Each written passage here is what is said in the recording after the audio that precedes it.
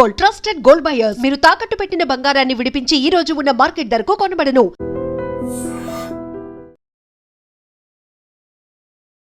నమస్తే. Nandu's world fame YouTuber influencer Ramanandana, ఆమె భర్త మధుకర్, ఈ దంపతులు వీసాల పేరుతో భారీగా మోసానికి పాల్పడ్డారు. లక్షలు దోచేశారు అని చెప్పి వారం రోజుల నుంచి వార్తలు వస్తూ ఉన్నాయి. అసలు ఇందులో ఎంతవరకు వాస్తవం ఉంది? నిజంగా వీళ్ళు నకిలీ వీసాల పేరుతో లక్షలు దోచుకున్నారా లేదా? దీని గురించి ఆమెకు లేటెస్ట్గా ఒక వీడియో కూడా పెట్టారు. అసలు నాకేం సంబంధం లేదు, మాకు వస్తున్నటువంటి పేరు, ప్రఖ్యాతులు, ప్రతిష్టలు కడుపు మంటతో జీర్ణించుకోలేక చాలామంది ఒక కుట్రపూరితంగా మాట్లాడుతూ ఉన్నారు అని ఆమె ఒక వీడియో కూడా పోస్ట్ చేశారు. నిజంగా ఆమె తప్పు చేసిందా లేదా, నిజంగా వీళ్ళిద్దరూ, ఈ దంపతులు ఇద్దరూ కలిసి మోసం చేశారా లేదా అని లోతుగా పరిశీలిస్తే, ఎందుకంటే వారం రోజుల నుంచి మనందరం చూస్తూ ఉన్నాం, బాధితులు మీడియాతో మాట్లాడుతూ ఉన్నారు, వాళ్ళు ఏ విధంగా మోసం చేశారో చెప్తా ఉన్నారు. అంటే బాధితులు మాట్లాడుతుంటే ఎవరైనా చెప్పిస్తున్నారా? ఈమె అన్నట్టే ఎవరైనా వెనకాలండి చెప్పిస్తున్నారా? పాపం వీళ్ళు ఎంత మంచి పేరు తెచ్చుకున్నారు కదా, మెగాస్టార్ చిరంజీవి గారి సినిమాలో కూడా పాపం ఆమె యాక్ట్ చేసింది కదా, ఎవరికైనా కన్నుగుట్టి ఈ విధంగా చేపిస్తున్నారా, బ్యాడ్ ప్రాపగాండా చేస్తున్నారా అని చెప్పి ఒక చర్చ అయితే నడిచింది. కానీ ఇంకా ఈ కేసుకు సంబంధించి లోతుల్లోకి వెళితే బాధితులు చెప్తున్నటువంటి సమాచారాన్ని పరిశీలిస్తే తప్పు జరిగింది, వీళ్ళిద్దరూ కలిసి మోసం చేశారు అన్న విధంగా ఇబ్రహీంపట్నం పోలీస్ స్టేషన్లో, ఎన్టీఆర్ జిల్లా ఇబ్రహీంపట్నం పోలీస్ స్టేషన్లో ఒక కేసు కూడా నమోదైందండి. ఆ కేసు ఎప్పుడు నమోదైంది? గత సంవత్సరం నవంబర్లోనే, అంటే 7 నెలల క్రితమే వీళ్ళిద్దరి మీద కేసు నమోదై ఉంది ఆల్రెడీ. అంటే బాధితులు చెప్పేది నిజమే అనిపించే విధంగా ఆ కేసు ఉంది. పోలీసులు వీళ్ళిద్దరికీ నోటీసులు పంపించిన పరిస్థితి కూడా ఉంది. సో క్లియర్గా అంటే ఏం జరిగిందో ఒక్కసారి మీకు ఎక్స్ప్లెయిన్ చేసే ప్రయత్నం చేస్తే, ఆ కేసుకు సంబంధించిన డీటెయిల్స్ కొంత నేను సేకరించాను. వివరాల్లోకి వెళ్తే, వీళ్ళది గుంటూరు జిల్లా అండి. మధుకర్ది జాగర్లమూడి మధుకర్ ఇతని పేరు, గుంటూరు జిల్లా. ఈమె పేరు రమానందన. వీళ్ళిద్దరూ కూడా యూకేలో స్థిరపడ్డారు. ఈ కుటుంబం రెగ్యులర్గా వీడియోలు చేస్తూ ఉంటారు. అంటే యూకేలో లైఫ్ స్టైల్ ఏ విధంగా ఉంటుంది, యూకేలో పరిస్థితులు ఏ విధంగా ఉంటాయి, అంటే యూకేలో ఉన్నటువంటి ఒక తెలుగు కుటుంబం ఫేమ్ అయింది అంటే, యూట్యూబ్లో లక్షల ఫాలోవర్స్ వచ్చారంటే వాళ్ళు ఇస్తున్నటువంటి కంటెంట్, వాళ్ళ కామెడీ, వాళ్ళ ఇంట్లో ఉన్నటువంటి విషయాలు అన్నీ కూడా షేర్ చేసుకుంటూ ఒక మంచి పేరు అయితే సంపాదించారు. లక్షలు అయితే ఫాలోవర్స్ వచ్చారు. అయితే ఇక్కడ మనం సరే వాళ్ళు పర్సనల్ లైఫ్ స్టైలు, వాళ్ళ యూట్యూబ్ ఛానల్, దాని గురించి మనం పక్కన పెట్టద్దాం.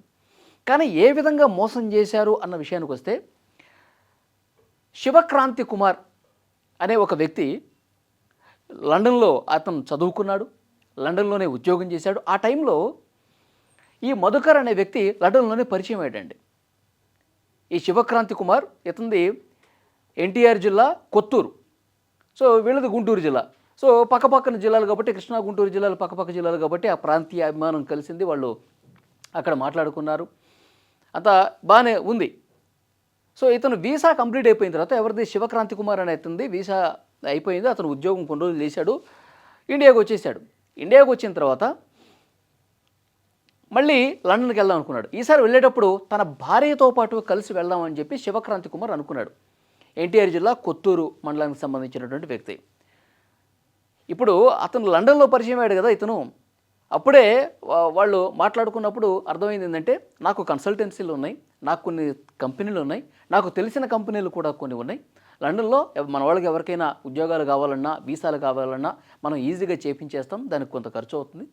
బయట కన్సల్టెన్సీలు ఎంత తీసుకుంటారో దానికంటే తక్కువే మనం తీసుకుంటాం, ఇబ్బంది ఏం లేదు, మన వాళ్ళు ఉంటే చెప్పండి అంటే, అరే మన పక్క జిల్లా అతను గుంటూరు జిల్లా జాగర్లమూడి మధుకర్, వీళ్ళు ఇన్స్టాలో కూడా చాలా ఫేమస్, వీళ్ళు యూట్యూబ్ ఛానల్లో మంచిగా రెగ్యులర్గా వీడియోలు చేస్తూ ఉంటారు. సో వీళ్ళు ఎందుకు మోసం చేస్తారని చెప్పి అనుకుంటారు కదా. సో డెఫినెట్గా ఇతను ఇండియాకు వచ్చేసిన తర్వాత తన భార్యను తీసుకెళ్దాం అనుకున్నప్పుడు శివక్రాంతి కుమార్, నాకు లండన్లో మధుకర్ పరిచయం అయ్యాడు కదా, అతను త్రూనే వెళ్దాం, ఈసారి నా భార్యను కూడా తీసుకెళ్దాం అని చెప్పి అతను కాంటాక్ట్ అయ్యాడు. అతన్ని కాంటాక్ట్ అయ్యి మధుకర్ని, సార్ మీకు కన్సల్టెన్సీస్ ఉన్నాయి కదా, మీకు కంపెనీస్ ఉన్నాయి, మీకు తెలిసిన కంపెనీలు కూడా ఉన్నాయి, నా వీసా కంప్లీట్ అయిపోయింది, నా వీసాని రెన్యువల్ చేయండి, నేను అక్కడికి వెళ్ళాలంటే మళ్ళీ వీసా రెన్యువల్ కాబట్టి రెన్యువల్ కూడా మీరు చేస్తారన్నారు కదా, నా వీసా రెన్యువల్ చేయండి. అలాగే సార్ నా భార్యను కూడా తీసుకొద్దాం అనుకుంటున్నాను సార్, నా భార్య కూడా ఒక మంచి జాబ్ ఇప్పించండి, సిఓఎస్ ఇప్పించండి. సిఓఎస్ అంటే అక్కడ లండన్లో ఉన్నటువంటి ఒక కంపెనీ ఇక్కడ విదేశాల్లో ఉన్నటువంటి ఒక వ్యక్తికి మీకు జాబ్ ఆఫర్ ఇస్తున్నాం అని ఇచ్చే సర్టిఫికేట్. అంటే ఆ కంపెనీ ఇప్పుడు ఇండియాలో ఉన్నటువంటి ఒక వ్యక్తికి అతని అర్హతలను బట్టి మా కంపెనీలో ఉద్యోగం ఇవ్వాలనుకుంటున్నాం అంటే ఆ కంపెనీ జారీ చేస్తుందన్నమాట. ఏంటది? సర్టిఫికేట్ ఆఫ్ స్పాన్సర్షిప్ అంటారు దాన్ని. ఆ సిఓఎస్ ఉంటేనే లండన్లో వచ్చి ఉద్యోగం చేయడానికి అవకాశం ఉంటుంది. ఆ సిఓఎస్ ఉంటేనే వీసా ఇస్తారు. సో ఈ శివక్రాంతి కుమార్ అనే అతను మధుకర్ని అడిగాడు కదా, మా భార్యకు కూడా వీసాను అలాగే సిఓఎస్ ఇప్పించండి, జాబ్ ఇప్పించండి అని చెప్పి అడిగారు కదా. సో డెఫినెట్గా ఈ మధుకర్ అనే అతను మాకు డెస్టినీ కన్సల్టెన్సీ అనేది అది మనదే, అది దాని త్రూనే నేను చాలామందికి వీసాలు ఉద్యోగాలు ఇప్పిస్తూ ఉన్నా లండన్లో, సో యూకేలో, గుంటూరులో ఉంది, మాకు విజయవాడలో ఉంది, హైదరాబాద్లో కూడా ఈ డెస్టినీ కన్సల్టెన్సీస్ ఉన్నాయి. మీరు అక్కడికి వెళ్ళండి, మీరు గుంటూరు వెళ్ళండి, మీకు దగ్గర కదా. గుంటూరులో అక్కడ ఆ డెస్టినీ కన్సల్టెన్సీలో మా ఫాదరే ఉంటారు, మోహన్ రావు గారు. ఆయన కలవండి, మీ డీటెయిల్స్ ఇవ్వండి. 15 లక్షల రూపాయలు అవుతుంది. ఎందుకంటే మీకు నీ వీసా రెన్యువల్ చేయాలి, మీ భార్యకి వీసా ఇప్పించాలి, ఉద్యోగం ఇప్పించాలి, కాబట్టి ఒక 15 లక్షలు అవుతుంది, అది చూసుకోండి అని చెప్పేసి అంటే తర్వాత కొన్ని రోజులకి వాళ్ళ ఫాదర్ని గుంటూరు వెళ్ళి ఆ ఆఫీసులో కలిశారు. వాళ్ళ ఫాదరు 2 బ్యాంక్ అకౌంట్లు ఇచ్చి ఈ 2 అకౌంట్స్లో 15 లక్షల రూపాయలు జమ చేయండి అని చెప్పి అడిగారు. సో అనుకున్నట్లుగానే కొన్ని రోజులకి 15 లక్షల రూపాయలు ఇచ్చేశారు. ఇచ్చేసిన తర్వాత ఇక్కడ కృష్ణా జిల్లాలో ఈ ఎన్టీఆర్ జిల్లా కొత్తూరులో ఉన్నటువంటి ఈ శివక్రాంతి కుమార్ లండన్లో ఉన్న మధుకర్కి ఫోన్ చేసి చెప్పాడు, 15 లక్షల రూపాయలు ఇచ్చేసాం, మీ డాడీ అడిగారు కదా, మొత్తం ఫార్మాలిటీస్ అన్నీ అయిపోయినాయి, మీరు ఇంకా మాకు జాబ్ చూపించడమే తరువై మాకు వీసాలు ఇప్పించి జాబ్ చూపించేస్తే నేను ఫ్యామిలీతో సహా వచ్చేస్తాను. అంటే నేను ఒక కేసు గురించి చెప్తున్నానండి. ఒక బాధితుడు ఇబ్రహీంపట్నంలో ఏదైతే కేసు పెట్టాడో ఆ ఒక్క కేసు గురించే నేను తీసుకొని మాట్లాడుతున్నా ఈ వీడియోలో.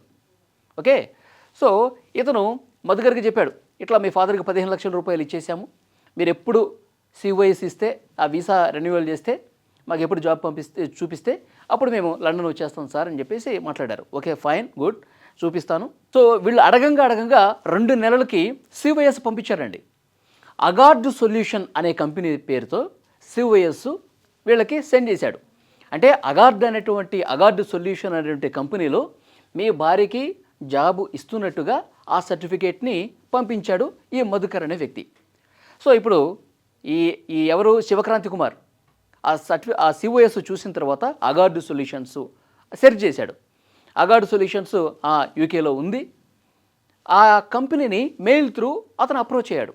సార్ అగార్డ్ సొల్యూషన్ ఇచ్చే సిఓఎస్ ఉంది, సో జాబ్ ఆఫర్ ఇచ్చారు, thank you very much sir, ఎప్పుడు రమ్మంటారు, ఎప్పుడు జాయిన్ కమ్మంటారు అని చెప్పి అతను మెయిల్ చేస్తే ఈ అగార్డ్ సొల్యూషన్ కంపెనీకి సంబంధించిన యజమాని రిప్లై ఇచ్చాడు, బాబు ఇది తప్పుడు ఇన్ఫర్మేషన్ ఇచ్చారు మీకు ఎవరు, నేను విదేశాల్లో కొన్ని రోజులు ఉన్నాను ఈ మధ్యకాలంలో, ఆ టైంలో నేను లేని టైంలో నా పేరుతో తప్పుడు లెటర్ మీకు క్రియేట్ చేసి పంపించాడు, మీరు మధుకర్ అంటున్నారు కదా, అతను ఏమన్నా ఈ విధంగా ఫ్రాడ్ చేసి ఉండొచ్చు, మీ భార్య పేరు మీద సిఓఎస్ అసలు మేము జారీ చేయలేదు అని చెప్పి ఆ కంపెనీ కుండ బద్దలు కొట్టినట్టు చెప్పింది.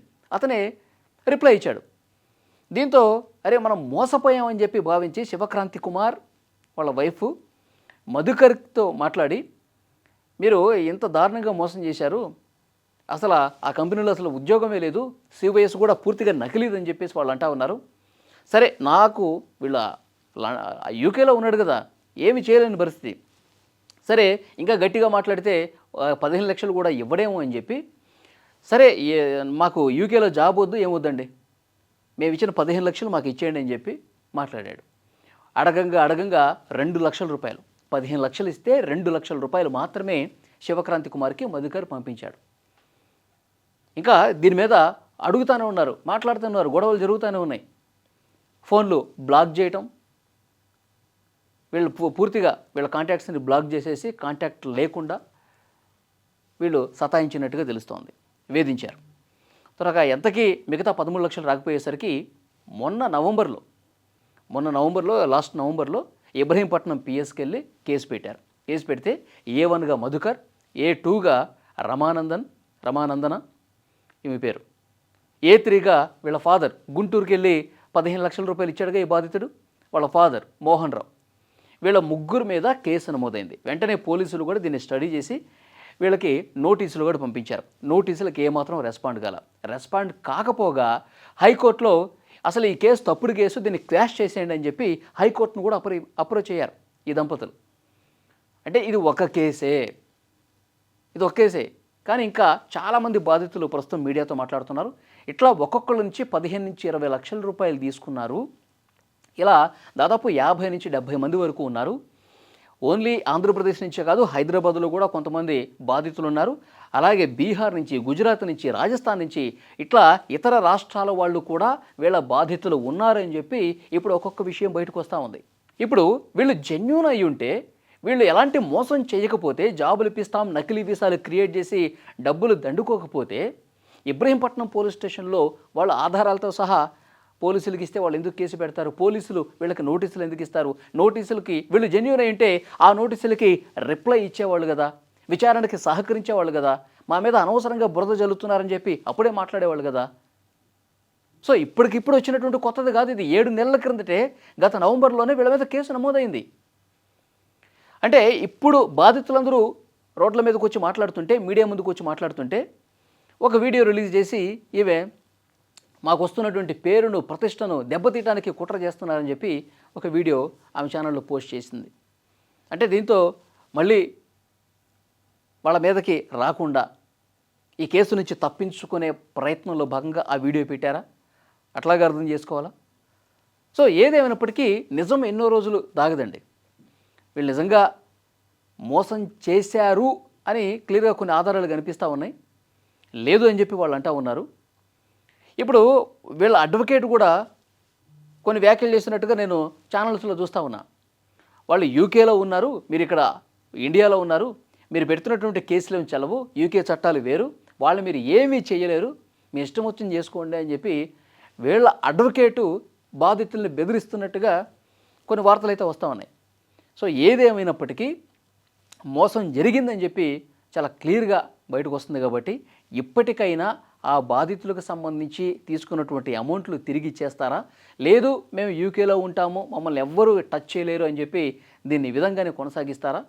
సో కేసు ఉంది కాబట్టి పోలీసులు చాలా సీరియస్గా తీసుకొని, ఎందుకంటే విదేశాల్లో ఉండి భారతీయుల్ని ఏ రకంగా అయినా మోసం చేసేస్తాం, లక్షలు కోట్ల రూపాయలు దోచేస్తాం, మమ్మల్ని ఎవరు ఏం చేయలేరు అనుకుంటే అది చాలా తప్పు అవుతుంది. పోలీసులు కూడా చాలా సీరియస్గా తీసుకోవాలి ఈ కేసుని. అలాంటి వాళ్ళ సంగతి డెఫినెట్గా చెప్పాల్సిందే. వాళ్ళని ఏ విధంగా అయితే నోటీసులు పంపించాలి, వాళ్ళు ఏ విధంగా ఇండియాకి రప్పించాలి, లేదంటే కనుక బాధితులకు న్యాయం జరిగే విధంగా ఏదన్నా చేయాల్సినటువంటి అవసరం అయితే స్పష్టంగా ఉంది. ఈ వీడియో మీద తప్పకుండా మీ అభిప్రాయాన్ని కామెంట్ బాక్స్లో తెలియజేయండి.